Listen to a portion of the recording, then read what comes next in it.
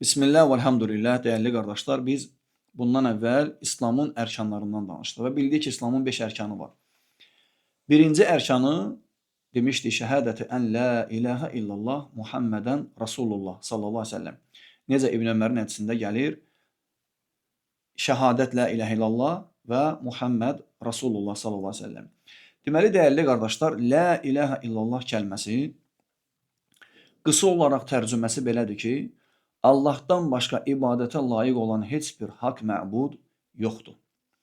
Heç bir haqq məbud yoxdur. Allah Taala buyurur ki, Quran-ı Kərimdə: "Zəlikə bi ennallaha huvel haqqu və enne ma yed'un min dunihi huvel batil." Bu ona görədir ki, Allah haqq, onların Allahdan qeyri ibadət eləyib, dua eləyib çağırdıqları isə batildir. La ilahə illallah kəlməsinin ən qısa mənası nədir? Allahdan başqa ibadətə layiq olan heç bir haqq məbud yoxdur. Məbudlar var, lakin hamısı nədir? Batildir. Deməli, dəyərli qardaşlar, la ilahə illallahın özü bir kəlmə olsa da, iki rukundan, əsasdan ibarətdir. La ilahə illallah. Birinci hissəsi la ilahə. İkinci hissəsi nədir? İllallah. La ilahə yoxdur, heç bir ilah. İllallah, Allahdan başqa. Ona görə la ilahə illallah deyən insan demək istəyir ki, mən şahidəm ki, ibadət yalnız Allahın haqqıdır. Namaz, oruc, qurban, zəkat, bütün ibadətlər kimin haqqıdır?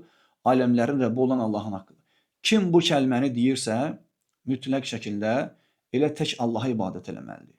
La ilahə illallah deyib, Allahdan qeyrisinə ibadət eləyənin la ilahə illallahı təhlükə altına düşür. Ona görə hər birimiz bu kəlməni bilməli və həmçinin evladlarımıza və ailəmizə öyrənməliyik.